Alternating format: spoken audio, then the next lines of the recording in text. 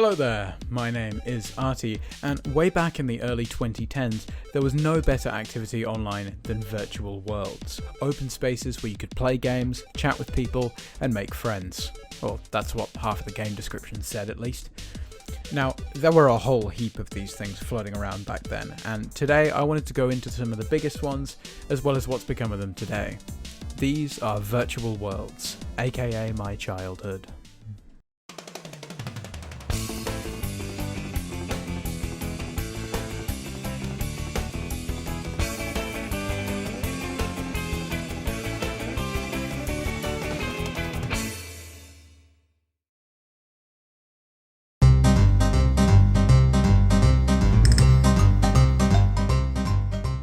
Back around 2010, MMOs were hardly a new thing.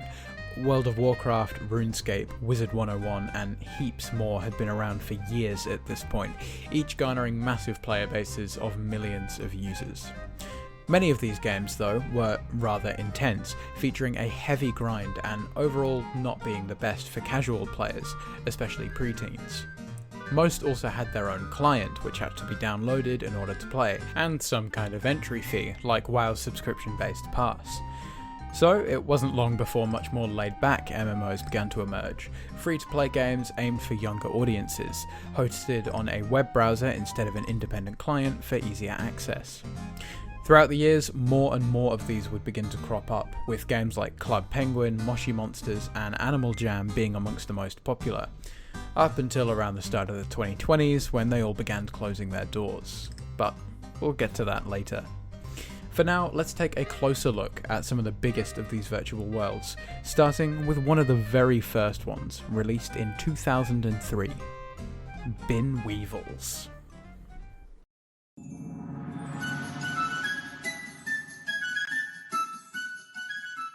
Now, you may be thinking, Bin Weevils was one of the first virtual worlds? Or, wait, Bin Weevils was released in 2003? Or perhaps, even, why is there an MMO about bloody weevils? Don't worry, I thought those exact things when I was researching for this video, and I was just as shocked as you were to learn that Bin Weevils, not like Club Penguin or something, was one of the first big virtual worlds.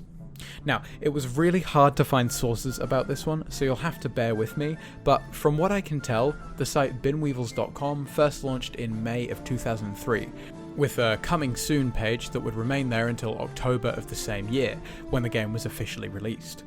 Like I said, it's really difficult to find footage from this era, and the only thing I could actually find was this video that unironically had unregistered Hypercam 2 in the corner. Turns out, the game was based on some 1998 Nickelodeon shorts of the same name, and in it you were able to customize your Weevil, play games, and interact with other users in the same server as you. Overall, pretty much the absolute basics of what a virtual world is. You were able to move between bins in different countries to access different parts of the game world too. Somehow, this weird little Weevil game actually got really popular, and by 2007, it split off from Nickelodeon and became its own thing. From 2007 to 2010, the game underwent a number of changes, adding loads more content including 3D game environments, a campaign mode of sorts where you did missions for the secret Weevil service, and a paid membership to access more content called Bin Tycoon. It started to grow, and in April of 2010, the game was relaunched to update significant portions of the game, including graphics, games, and general features, and continued to be updated constantly throughout the next decade. I started playing the game in probably around 2016, because Fun Kids Radio, a radio station aimed for kids in England, had some kind of partnership with them and always gave out free codes. I remember finding it alright, but I always enjoyed the other games a bit more, so I didn't play it for very long. I think the funniest thing about this weird little Weevil game is the fact that it won BAFTAs. You didn't mishear me, by the way, I did say BAFTAs, as in plural. Bin Weevils won the Kids Vote for Best Website 4 years in a row from 2011 to 2014. I have no idea how that happened, but, you know, props to them, I guess. From 2015 onwards though, as we'll see with a lot of the other games I want to talk about, Weevils began experiencing a big decline in popularity, going from having 5 to 10,000 active users at once in its peak to not even garnering 100 in the later years. This huge decline eventually forced the game to permanently close on January 16th, 2021, with the chat closing on January 1st, 2021. The day before, New Year's Eve 2020, saw hundreds of users online saying farewell to a piece of their childhood. Of course, this wasn't the only big one, so let's move on to the next game, released a couple years after Weevils in 2005, Webkinz World.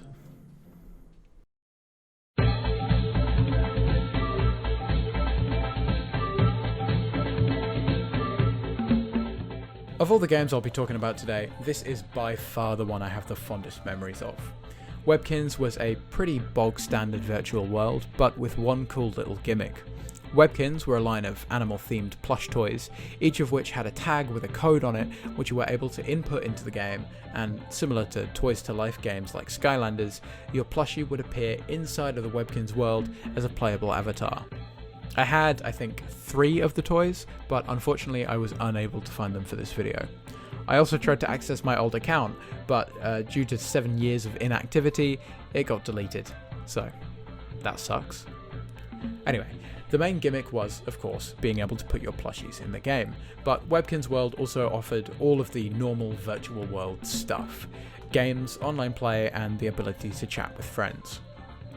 There were a whole bunch of areas you were able to visit, including an arcade with loads of random mini-games, a bunch of chat rooms, and a heap of other places.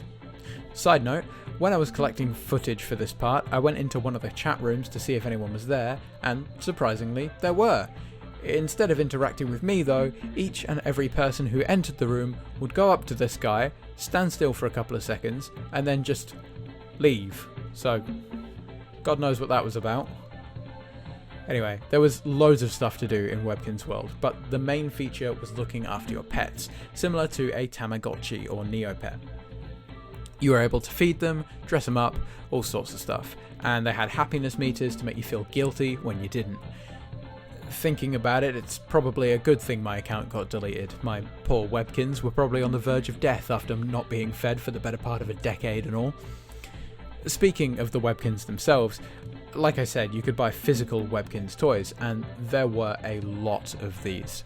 Seriously, if this random list I found is to be believed, there were over 500 unique Webkinz plushies, each costing around £20 from memory. It's no wonder that the franchise had generated an estimate of over $100 million in revenue by 2006. The game was, of course, fairly popular, and at one point in 2006 had over 1 million concurrent users, which is incredibly impressive for its time. Nowadays, it still seems to be fairly popular, and apparently has an active user base of around 60,000 people. Webkinz World is one of the very few games that managed to survive the great rapture of 2015, when many of these games started to face a quickly declining player base, and it was probably thanks to the massive amount of merch sold that they were able to coast by. I have some really great memories of Webkinz World, and whilst it's far from a game I'd play nowadays, the fact that it still gets updated makes me think it's still a great online hangout for younger kids. But with that over with, let's talk about a virtual world that was even bigger than Webkinz, and probably the one that you all know best: Club Penguin.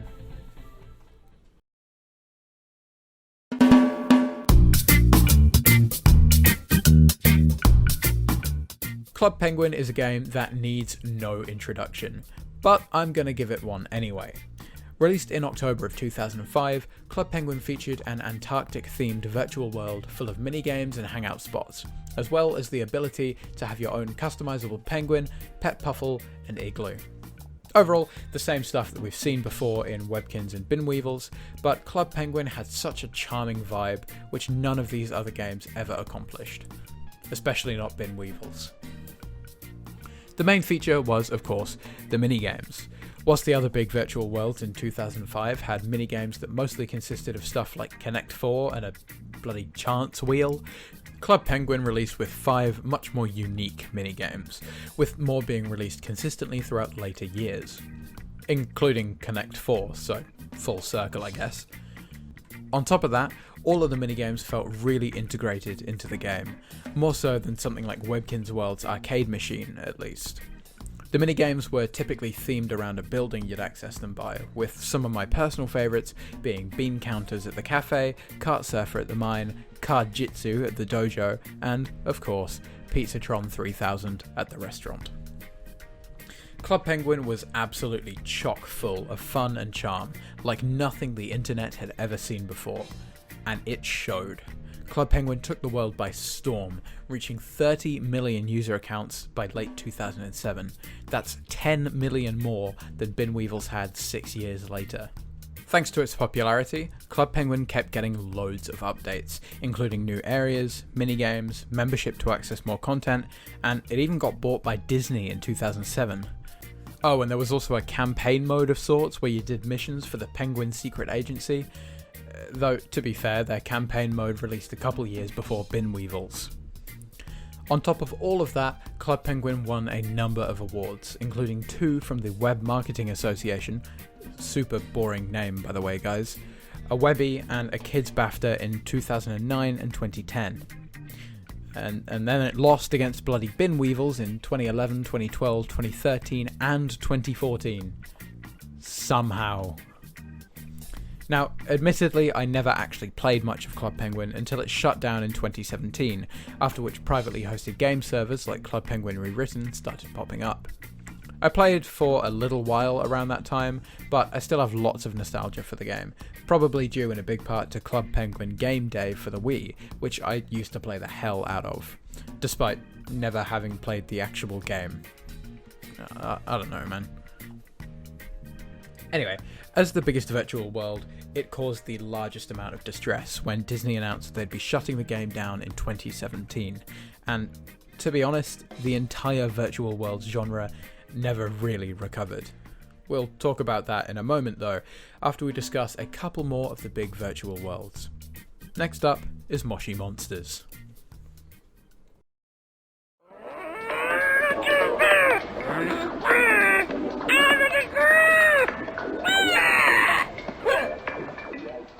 Moshi Monsters was a virtual world released in 2008, and in terms of gameplay, I'd compare it most to Webkinz World. In this one, you took control of one of 6 Moshi Monsters, which you'd have to keep well fed and satisfied. On top of that, in a Pokemon-style twist, you're also able to collect these little guys called Moshlings, who you're able to keep in your in-game room. Similarly to Webkinz, you were able to buy physical versions of Moshlings. From memory, you could get them in surprise bags, like with the rest of the crappy little plastic toys at the time. Unlike Webkinz though, I'm pretty sure you weren't able to enter a code to redeem your Moshling in-game. I'm not even gonna lie, I used to have a ridiculously large collection of Moshlings. I'd show you a lot of picture if I had one, but unfortunately I think I got rid of most of them when I moved countries. My cousin and I loved the things though, and between us we probably had like 500 Moshlings. Funnily enough, I don't think I clocked that Moshi Monsters was a game as well for an embarrassingly long amount of time. I figured they were just your average plastic tat. That said, they were superb quality for collectible toys when you compared them to the other big ones at the time, but that's a whole other can of worms. Back to the game though. By now, you've probably gathered the formula. Online space where people can hang out with a couple of mini games and stuff thrown in. Unfortunately, I don't recall many of Moshi Monsters' games being particularly riveting, as they seem to employ a similar strategy to Webkinz, where it's just random, irrelevant mini-games. But what I do remember really enjoying was, and say it with me now, the campaign mode of sorts where you did missions for the Super Moshis. At least this one's not a spy agency. Moshi Monsters actually ended up getting super popular, especially in England, where it basically became our Club Penguin. Back in the good old days of the mid-2010s, I remember seeing and hearing a lot more of Moshi Monsters and Bin Weevils than I ever heard of Club Penguin. It was even popular enough to merit a bunch of spin-off games, including one on the DS, some music, and a whole-ass movie which actually looks surprisingly good. In terms of animation quality at least. I'm not sure about the writing, and I don't plan on watching anytime soon.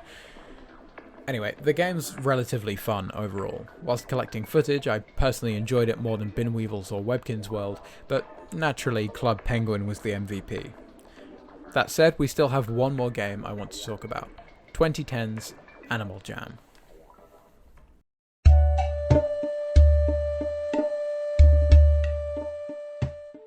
Animal Jam was definitely one of the latecomers to the virtual world genre, appearing on the scene in 2010, but honestly, that may have been its saving grace.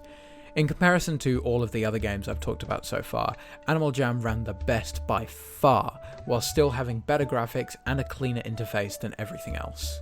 I mean, come on, this game looks damn good for something that runs on your browser, especially considering some of our previous contenders. Bin Weevils. Anyway, this one was pretty enjoyable and featured all of the stuff that we've come to expect so far. Minigames, social spaces, and of course, a campaign mode. Though instead of using the point-and-click gameplay which the other game's campaign modes offered, Animal Jam had a more interactive experience where you try to evade these little guys called phantoms, either by luring them into traps or hiding amongst tall grass. As much as I do like the point-and-click missions from games like Club Penguin, Animal Jam's gameplay here is definitely a refreshing change. Whilst it didn't add much else to the virtual world genre, Animal Jam's sheer level of polish made it very appealing, and I remember having some good times on here with friends. I actually tried to log back into my old account for this video, but it's permabanned for some reason. I'm assuming it just got deleted due to inactivity or something though. I hope. Guys, I promise I didn't say anything heinous on Animal Jam. Like Webkinz World, Animal Jam was also one of the very few games that survived the mass exodus of virtual worlds around the end of the 2010s, and is still going fairly strong to this day, with what seems like a pretty active trading community. They even released an updated version in 2015 for mobile, featuring a 3D environment. I honestly don't know how Animal Jam and Webkinz World of all things survived, but here we are, I guess. On that topic, let's finally discuss the death of virtual worlds.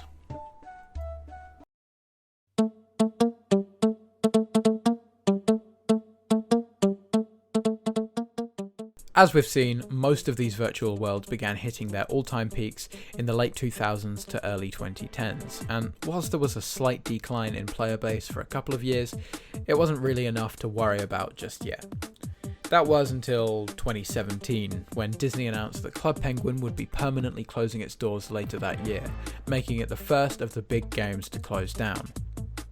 Now, granted, a 3D spin-off / attempted replacement called Club Penguin Island opened the very same day that the original shut down, but it didn't quite have the same charm, and shut down just over a year later at the end of 2018. It was all downhill from there though, and Adobe's announcement that Flash would be shutting down at the end of 2020 definitely didn't help matters, considering most of these games ran on Flash to some extent. Moshi Monsters would shut down at the end of 2019, and Bin Weevils shut down at the start of 2021, only 16 days after Flash shut down. Unfortunately, it seemed that the death of Flash was the nail in the coffin for virtual worlds, and whilst some did survive, like Webkinz World and Animal Jam, which migrated to a downloadable client to run their games, most of them were all but gone. Well, they were for about 5 minutes until someone went to the grave of Club Penguin and started doing some necromantic rituals to bring it back. Thus began the rise of virtual world private servers, privately hosted instances of games like Club Penguin, Bin Weevils, and Moshi Monsters, usually with stuff like membership unlocked for free.